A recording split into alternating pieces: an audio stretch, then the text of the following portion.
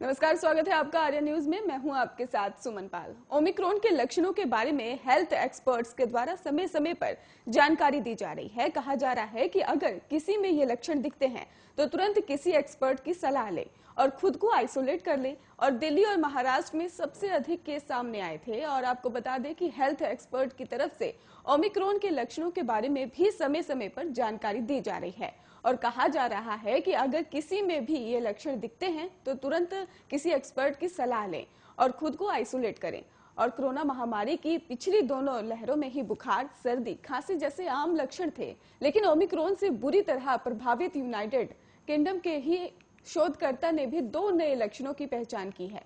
और ये लक्षण आमतौर पर कोरोना वायरस से संबंधित नहीं है। लंदन में भी आपको बता दें कि प्रोफेसर टीम एक्सपर्ट ने अनुसार कहा जा रहा है कि ओमिक्रॉन के 2 नए लक्षण मिलते ही भूख ना लगना, और उनके मुताबिक ये लक्षण उन लोगों में भी पाए जा रहे हैं जिन्हें कोविड-19 वैक्सीन लग चुकी है, और उन लोगों में भी पाए जा रहे हैं जिन्होंने वैक्सीन का बूस्टर डोज भी लग चुका है।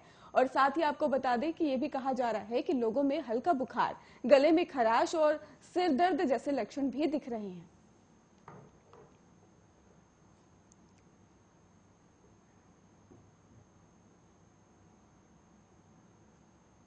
कश्मीर घाटी में 24 घंटे के भीतर 9 आतंकवादियों का सुरक्षा बलों ने सफाया कर दिया है। और दक्षिण कश्मीरी के कुलगाम, आतंकनाग और श्रीनगर में वीरवार को ही हुई 3 अलग अलग मुठभेड़ में ही जेवन में पुलिस बस पर ही सवार हमला करने वाले जैश के 3 आतंकियों समेत 9 दहशतगर्द मारे गए हैं। आपको बता दें कि मारे गए आतंकवादियों में 2 M4 और AK राइफल समेत अन्य हथियार बरामद किए गए हैं।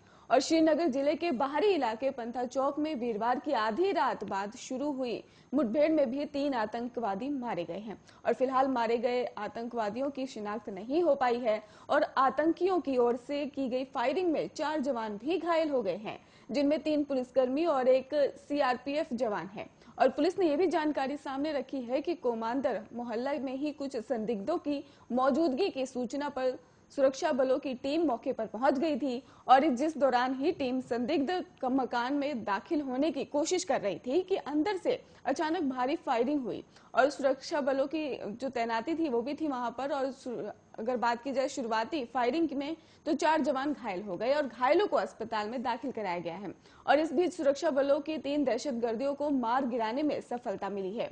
देर रात तक इलाके में तलाशी अभियान जारी रहा। वहीं दक्षिण कश्मीर के अनंतनाग के नौगाम में भी सुरक्षा बलों ने 2 और आतंकियों को मार गिराया है। और मुठभेड़ में सेना का एक जवान भी शहीद हो गया है। मारे गए आतंकवादियों में ही आपको बता दें कि 13 दिसंबर को जेवन में ही पुलिस बल पर हमले में शामिल थे। और इससे पहले बुधवार रात को ही नौगाम में ही एक और कुलगाम में जैश के पाकिस्तानी सरगना समेत 3 आतंकी मारे गए थे। ऐसे में सुरक्षा बलों ने एक ही रात को 2 मुठभेड़ों में 6 आतंकियों का सफाया कर दिया है। धर्मगुरु कालीचरण के बाद अब गाजियाबाद में मौजूद डासना मंदिर के महंत ने महात्मा गांधी को लेकर विवादास्पद बयान दे दिया है। उन्होंने महात्मा गांधी को गंदगी बताया है। महंत आपको बता दें कि यति नरसिंहानंद सरस्वती गिरी ने ही हरिद्वार में ही कहा है कि धर्मगुरु कालीचरण की गिरफ्तारी गलत है। बता दें आपको कि रायपुर में ही कुछ दिन पहले हुई एक धर्म संसद में ही धर्मगुरु कालीचरण ने महात्मा गांधी को लेकर अपशब्द कहे थे। उन्होंने गांधी जी की हत्या के लिए नाथूराम गोडसे की सराहना भी की थी। और इसके बाद गुरुवार को ही धर्मगुरु को मध्य प्रदेश के छतरपुर से गिरफ्तार किया गया। और धर्म गुरु की गिरफ्तारी के बाद छत्तीसगढ़ और मध्य प्रदेश सरकार आमने सामने भी आ गई। बता दें आपको कि नरसिंहानंद सरस्वती खुद हरिद्वार में ही हुई धर्म संसद का हिस्सा रहे हैं और इसमें भी भड़काऊ बयान दिए गए थे। महंत ने कहा कि गांधी नामक गंदगी के कारण जिसने स्वामी कालीचरण महाराज की गिरफ्तारी की है, मां काली और महादेव उनका विनाश करेंगे। और उन्होंने कालीचरण के बयान से संत समाज को 100% सहमत बताया। आपको बता दें कि महंत ने कहा कि संत समाज कालीचरण महाराज के साथ है और कालीचरण की जल्द जमानत न होने पर छत्तीसगढ़ के मुख्यमंत्री के आवास पर जाकर आमरण अनशन भी की बात कही है उन्होंने।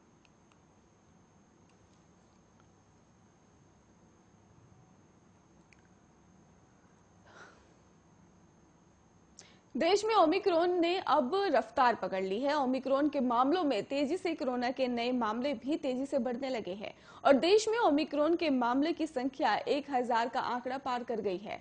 महाराष्ट्र में कल एक दिन में ओमिक्रॉन के 198 संक्रमित सामने आए हैं, तो वहीं देश में अब ओमिक्रॉन मामलों की संख्या 1200 के करीब आ गई है।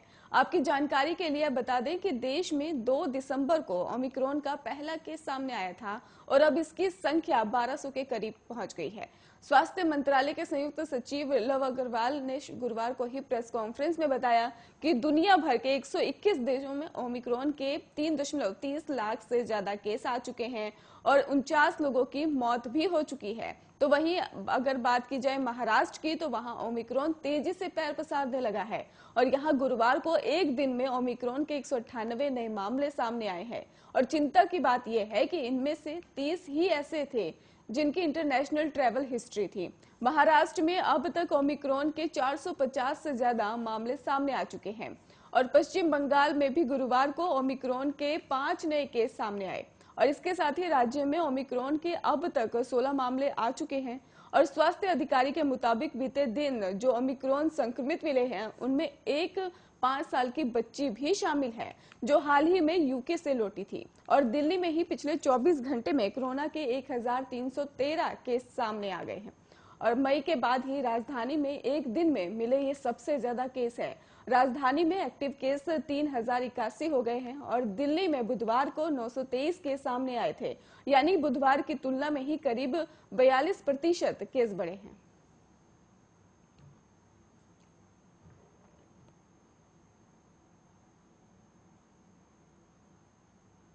भारत बायोटेक ने गुरुवार को बताया कि उनकी कोरोना वैक्सीन ट्रायल में ही 18 साल के ही बच्चों के लिए सुरक्षित और अच्छी तरह से सहन करने योग्य और इम्यूनिटी है।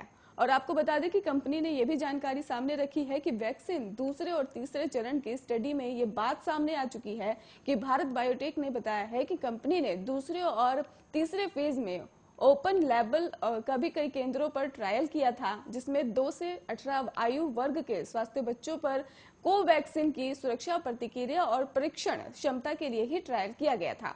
और भारत बायोटेक के एमडी और चेयरमैन कृष्ण एला ने बताया है कि बच्चों में कोवैक्सीन के ट्रायल के नतीजे बहुत ही उत्साहजनक हैं और बच्चों में वैक्सीन से सुरक्षा काफी अहम है।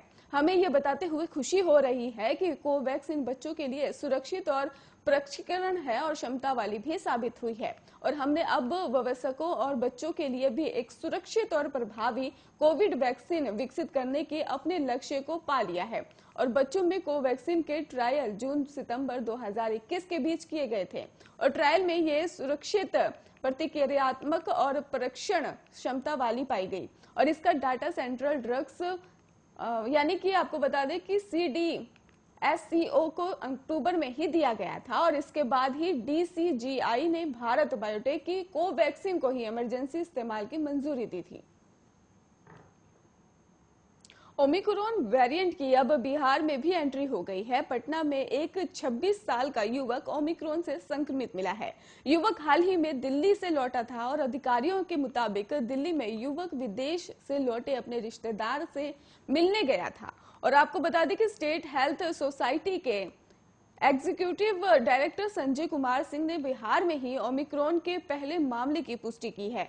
संक्रमित युवक पटना के ही किदवईपुरी इलाके का रहने वाला है। उन्होंने बताया कि युवक पिछले हफ्ते अपने रिश्तेदार से मिलने दिल्ली गया था और पटना लौटने के अगले ही दिन उसकी रिपोर्ट पॉजिटिव आई थी और युवक जिस रिश्तेदार से मिलने के लिए गया था वो ओमिक्रॉन से संक्रमित मिला था, जिसके बाद इस युवक का सैंपल भी टेस्टिंग के लिए भेज दिया गया है और जिसमें युवक में ओमिक्रॉन वेरिएंट की पुष्टि हुई है। संजय सिंह ने बताया कि संक्रमित युवक पटना से लौटने के बाद ही होम आइसोलेशन में था और उसके ओमिक्रॉन से संक्रमित पाए जाने के बाद उसे अस्पताल में भेजा गया था। और साथ ही आपको बता दें कि बिहार में गुरुवार को कोरोना वायरस के नए मामले महीने बाद 100 का आंकड़ा पार कर गए और स्वास्थ्य विभाग के मुताबिक बिहार में बीते दिन कोरोना के 132 नए मामले सामने आए। राहत की बात यह रही कि 24 घंटे में एक भी मरीज की मौत नहीं हुई। कोरोना के मामलों में उछाल आने से एक्टिव केसेस भी बढ़ गए हैं और महीने भर पहले एक राज्य में ही एक्टिव केस 35 थे जो अब 10 गुना बढ़कर 333 हो गए।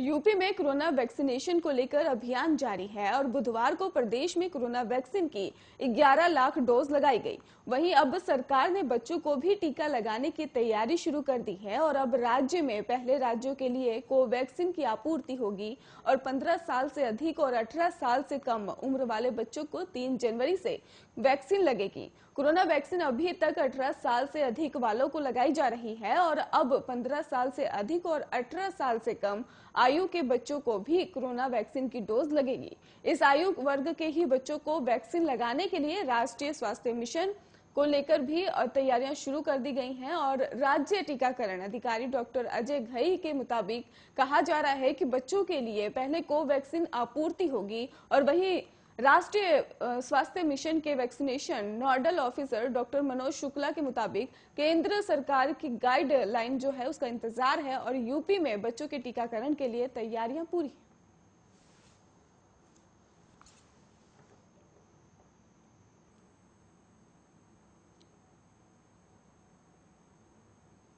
इंदौर में बड़ा कोरोना विस्फोट हुआ है। 24 घंटे में संक्रमण जो है वो 2 गुनी रफ्तार से बढ़ा है। 55 नए मरीज मिले हैं और एक दिन पहले ही 28 दिसंबर को 32, इससे पहले 27 दिसंबर को 27 मरीज आए थे। ग्वालियर में 4 नए संक्रमितों में 3 बच्चे भी हैं और इनमें से 14 और 17 साल के 2 भाइयों की कोई ट्रैवल हिस्ट्री भी नहीं है। और आपको बता दें कि 11 साल का बच्चा पेरेंट्स के साथ ही मुंबई से लौटा है। और इंदौर में कोरोना को लेकर भी बढ़ते मरीजों के बीच जिला प्रशासन और स्वास्थ्य विभाग के सामने नए वेरिएंट ओमिक्रॉन की चुनौती भी है और कोरोना और ओमिक्रॉन के बढ़ते मरीज प्रशासन के साथ ही इंदौर वासियों के लिए चिंता का विषय बन गए हैं और शासन ने भी कोरोना को देखते हुए नाइट कर्फ्यू लगा दिया है। आपको बता दें इसको लेकर भी तैयारियां शुरू कर दी गई हैं। कोरोना महामारी लगातार बढ़ने की रफ्तार पर है और इनकी कॉन्टैक्ट ट्रेसिंग के साथ ही ट्रैवल हिस्ट्री भी निकाली जा रही है और टीम इनके परिवार के लोगों के नजदीकी लोगों के साथ ही इनके संपर्क में आने वाले लोगों के सैंपल लेगी और इन पॉजिटिव मरीजों को अस्पताल में भर्ती किया जा रहा है। और हालांकि आपको बता दें कि MRTB अस्पताल में ही 16 से ज्यादा कोरोना पॉजिटिव मरीज भर्ती हैं जिनका इलाज चल रहा है।